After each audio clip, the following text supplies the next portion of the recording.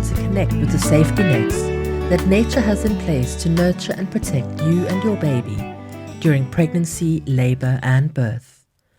Mother Nature's superb design is hardwired into our female bodies, providing an elaborate cascade of hormones to enhance pleasure and safety. From the first weeks of pregnancy, your body has been producing hormones in levels quite unlike any other time in your life. So far, you have learned about all the changes that have been happening in your body and how they support you and your baby. In this audio, you will learn about two hormones, oxytocin and endorphins, the hormones that both cause and counteract the sensations of labor and birth. Understanding how they work will allow you to optimize levels and ensure a powerful and rewarding birth experience. You might know about oxytocin by one of its other names, the love hormone, the cuddle hormone, or the bonding hormone, and you will experience the highest peak of oxytocin in your lifetime in the moments right after your baby is born. But let's go back to how oxytocin helps you during labor and birth. There are several things responsible for starting labor. Your baby communicates their readiness to be born by instigating a series of chemical changes that start labor. Weeks before you reach term, your body starts building up receptors for the hormones of labor, especially oxytocin. Receptors are like the lock for the hormone key to fit into, and your uterus has a lot of these for the hormones oxytocin. You'll notice that Braxton Hicks contractions become more frequent and noticeable in the last weeks of pregnancy. They are warming up in readiness and help guide your baby into the optimal position for birth. Think of them as positioning contractions. You may feel heaviness in your lower abdomen and increased pressure over your pubic bone. All of these are a great sign that labor is imminent and the hormones are gathering to get things going. We refer to oxytocin as being a shy hormone. It works best when it feels private, safe, and unobserved, in a familiar place with known and trusted helpers. So consider this when you are planning where you will be giving birth, and think about how you can optimize your environment so that you feel safe, private, and unobserved.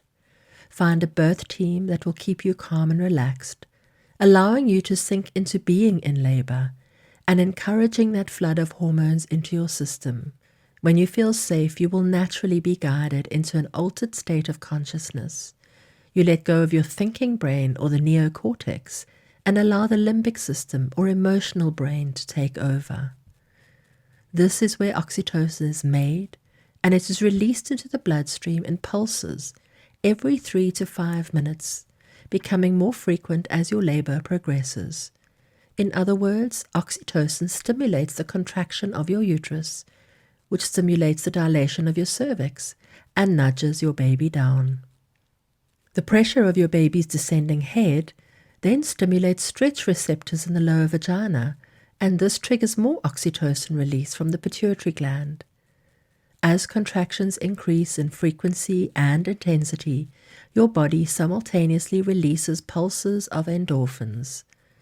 Endorphins are naturally occurring opiates, similar to morphine and even heroin.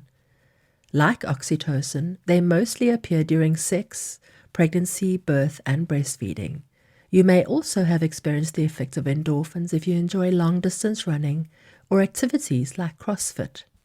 When you face stress or pain, your body produces calming and pain-relieving endorphins. In an unmedicated and undisturbed labor, the level of endorphins continues to rise steadily and steeply throughout labor, assisting you to go deeper into that deep state of internal awareness. High endorphin levels can help you deal with the intensity of birth, even if it is long and challenging. High endorphin levels can make you feel alert, attentive, and even euphoric after birth, as you begin to get to know and care for your baby. In this early postpartum period, endorphins are believed to play a role in strengthening the mother-baby relationship. The optimal environment for oxytocin flow is quiet, dark, and intimate, where you can feel close with your partner and feel safe. Find a support team that can focus on removing any roadblocks that could come between you and this healthy flow of hormones. Lack of privacy, fear, and tension during labor can activate the fight or flight reaction, causing the release of stress hormones like cortisol and vasopressin. These compete with and suppress oxytocin and can slow or even stop your labor. You will also experience the sensations as more painful in this highly alert state of flight or fight. Optimize your birthing environment by creating a safe and nurturing space, dimming the lights and keeping noise to a minimum. Keep the love high and the stress low, allowing you to move spontaneously into different positions and supporting instinctual responses.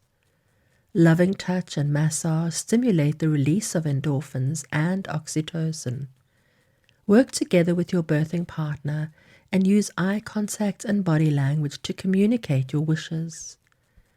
Slow, mindful, and deep breathing ensures that you stay focused, clear, and calm, and guides you deeper within. In fact, all the techniques that you learn in hypnobirthing encourage the release of birthing hormones that guide you into a state of deep relaxation. All your senses are on high alert during labor, so tune into the silence or the sound of soothing music, chanting, or prayers. Close your eyes and visualize what is happening in your body, or focus your gaze on external objects. Tell your partner if light touch massage feels good, or if you need deep counter pressure, and where it feels right. Engage all your senses in your labor experience as you succumb to the powerful surges moving through your body. Having your baby placed directly on your chest, skin to skin, immediately after birth will cause another surge of oxytocin that causes your uterus to contract and the placenta to detach.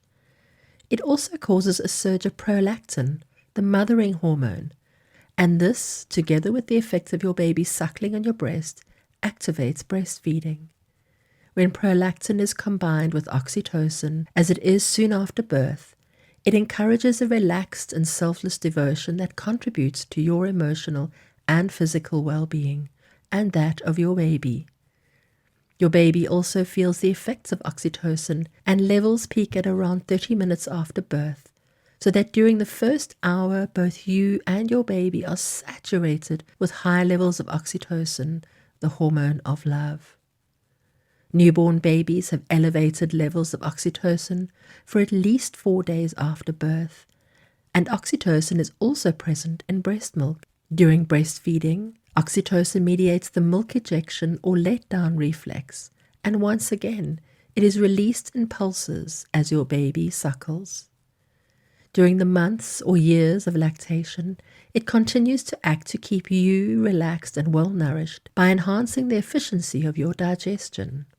When birth is undisturbed, our birthing hormones can take you into ecstasy so that you enter motherhood transformed and empowered with an intuitive sense of your baby's needs. When your hormonal orchestration is undisturbed, your baby's safety is also enhanced, not only during labor and birth, but also in the critical post-birth transition from womb to world. Undisturbed birth represents the smoothest hormonal orchestration of the birth process and the easiest transition possible, physiologically, hormonally, psychologically, and emotionally. And this is what I wish for you.